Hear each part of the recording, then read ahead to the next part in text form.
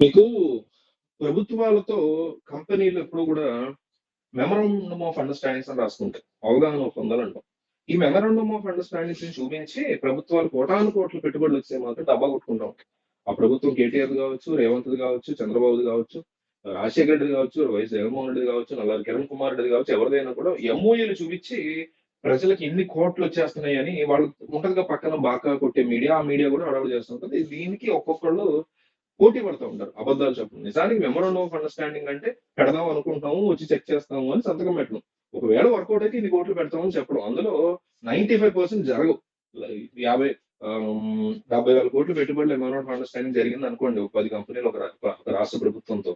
అందులో ఫైనల్‌గా జరిగేది, పెట్టేది 6,000 కోట్లు ఉంటది. కానీ ఈళ్ళు చెప్పుకోవడానికి ఏదైనా కూడా పైకి ఇట్లా ఓవర్‌గా చూపించుకోవడం అలవాటైపోయి ప్రజల్ని ఎంతసేపు ప్రజలకు అబద్ధాలు చెప్పి వాళ్ళకు భ్రమలో పెట్టి మళ్ళీ ఓటేయించుకుని మళ్ళీ అధికారంలోకి వచ్చి అధికారం చెలాయించి అందరి మీద ఒక జులుం ప్రదర్శించడం, ఇన్ఫ్లుయెన్స్ వాడడం, సలాములు కొట్టించుకోవడం, సెల్యూట్లు కొట్టించుకోవడం దీనికోసమే తప్ప మన జీవితాన్ని బాగు చేసే ఉద్దేశం ఏ దరిద్రుడికి చచ్చింది ఏ ఎదవకి లేదు మన కర్మ కొద్ది. సో అందులో ఆ లిస్ట్ ఆఫ్ ఎదవల్లో అందరూ ఉన్నారు కాబట్టి ఒక్కొక్క మెమరాండం ఆఫ్ అండర్‌స్టాండింగ్ జరుగుతుంటాయి. అయితే గత ప్రభుత్వంలో లూలు కంపెనీ మెమరాండం ఆఫ్ అండర్‌స్టాండింగ్‌తో పాటు ముందుకు కూడా వచ్చారు. వాళ్ళకి భూమి కూడా కేటాయించారు. అయితే జగన్మోహన్ రెడ్డి ప్రభుత్వం కరెక్ట్‌గా రావటానికి 14 నెలల ముందు మెమరాండం ఆఫ్ అండర్‌స్టాండింగ్ జరిగింది. 18లోనో, 17 ఎండ్‌లోనో జరిగింది. 18 స్టార్టింగ్ అనుకుంటా. జరిగితే లూలు కంపెనీ వైజాగ్‌లో పెట్టాలి. మాల్ అని, రెస్టారెంట్ పెద్ద పెద్ద హడావిడి ఏదో కట్టాలి వాళ్ళక్కడ. దానికి గవర్నమెంట్ భూమి కూడా చాలా తక్కువ ధరకి ఇచ్చింది. లీజ్‌కి ఇచ్చింది. అయితే వాళ్ళు ఈ 14 నెలలు అసలు ఏమీ కట్టలేదు, ఏమీ కదపలేదు అనేటువంటి నెపంతో జగన్మోహన్ రెడ్డి ప్రభుత్వం వాళ్ళకి ఏవో రూల్స్ అవి పెట్టి మీరు లీజ్ రద్దు చేస్తాం మీరు కట్టకపోతే ఇంకొంచెం టైం ఇచ్చారు. ఏదో మొత్తానికి వాళ్ళకి రద్దు చేసేసుకొని వెళ్ళిపోయారు. మేము అసలు ఎప్పుడు మళ్ళీ రాము ఏపీకి అనే దానిలో రానా రచ్చ జరిగింది అప్పట్లో. అయితే దానికి తెలుగుదేశం పార్టీ వాళ్ళ యొక్క ఆరోపణ ఏంటంటే అప్పట్లో వాళ్ళు వెళ్ళిపోవడానికి ముఖ్య కారణం వీళ్ళు వాళ్ళని లంచం అడిగారు, కమిషన్ అడిగారు. కియా వాళ్ళు ఆల్రెడీ సెటిల్ అయిపోయారు. వాళ్ళు కూడా కమిషన్ అది అడిగితే వాళ్ళు ఏదో పే చేసుకున్నారు. అందువల్ల ప్రభుత్వానికి క్రెడిట్ కూడా ఇచ్చారు.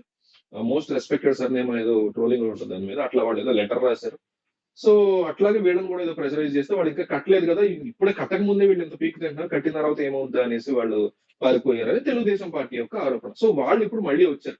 ఏదైనా ఎట్లా ఉంటదంటే వాళ్ళు ఏమి సంఘ సంస్కర్తలు కాదు, వాళ్ళే మదర్ తెరీసాలు, రాజా రామ్మోహన్ రాయలు కాదు. వాళ్ళు బిజినెస్ పీపుల్.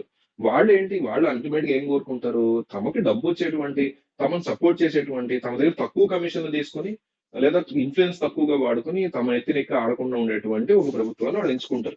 కొన్ని ప్రభుత్వాలు కొన్ని బిజినెస్ మ్యాన్‌తో క్లోజ్ ఉంటాయి. ఇప్పుడు నరేంద్ర మోడీ ఉన్నారు. అదాని, అంబానీ ఆయన ఎత్తుకున్నారు.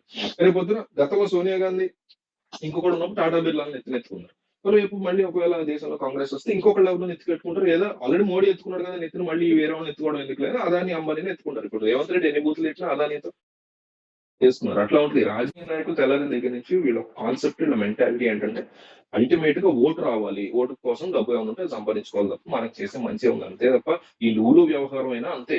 ఒకటే ఎవరో ఫర్గా జగన్మోహన్ రెడ్డికి ఫర్గా పరిమళత్వం ఇలాంటి వాళ్ళు ఉంటే ఆయనకి ఎంపీ సీట్లే ఇచ్చారు ఈయన. అట్లాగే లూలుకు సంబంధించి ఏదో ఏళ్ళకి తెలుగుదేశం వాళ్ళకి ఏదో ఉండి ఉంటుంది అంతే తప్ప ఇదేదో ప్రజలకి ఒరిగిపోయేది ఏదైనా ఉపాధులు ఏమన్నా కొంత రాష్ట్రానికి అద్భుతమైనటువంటి మేలు చేసేటువంటి కంపెనీలను పట్టుకొచ్చేసి ఈయన ఎవరికి లేదు. ఫర్దర్ గా ఈ ప్రభుత్వం కొత్తగా వచ్చింది వీళ్ళు ఏమైనా ఉంటే చూసి దాని గురించి మాట్లాడదాం.